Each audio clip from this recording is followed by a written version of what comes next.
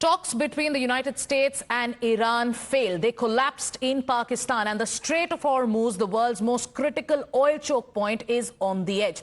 U.S. President Donald Trump has warned of a naval blockade targeting Iranian shipping, with also interception plans and minesweeping operations that are underway. In response, Iran's Revolutionary Guard have also issued a direct counter, a direct warning that any U.S. military presence near the strait will be treated as a violation and will be dealt with decisively. What we are seeing right now is currently not a complete shutdown, but a strait that is under pressure, where control is being contested in real time. This is what Donald Trump said. Let's listen in. Navy is underwater, you know that. 158 ships are gone. Their Navy's gone. Most of their mine droppers are gone. We have a lot of people, as you know, at 10 o'clock tomorrow, we have a blockade going into effect. That'll be 10 o'clock tomorrow. Other nations are working so that Iran will not be able to sell oil, and that will be very effective. But what we want to do is we want to, and again, we don't need it. What we notice and what we see and what I think is maybe my idea, maybe not, I don't know. But there are many boats heading toward our country to fill up with oil and then go and take it. So they're not going to go through the Hormuz Strait.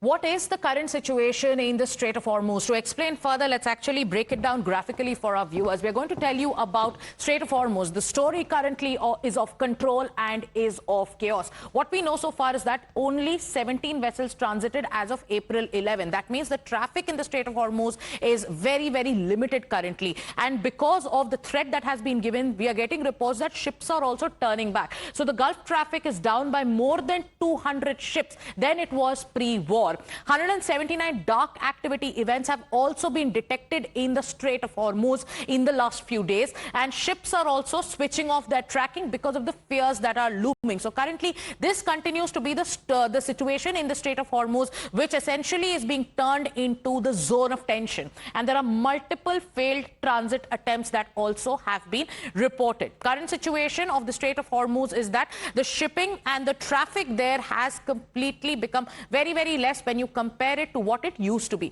So a major escalation in the Strait of Hormuz, a standoff with the United States, which is set to enforce a naval blockade beginning 7:30 p.m. IST. So few more hours to go. The countdown is already on.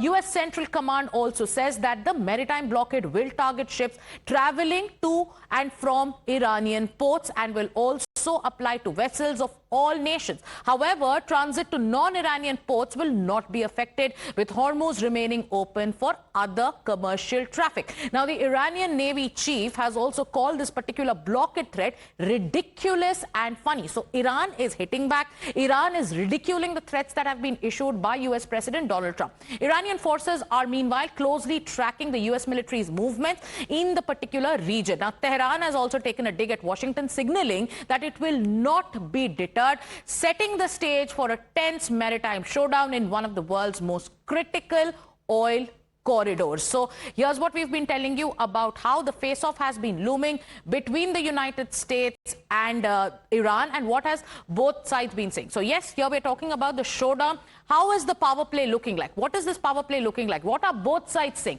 Let's break it down.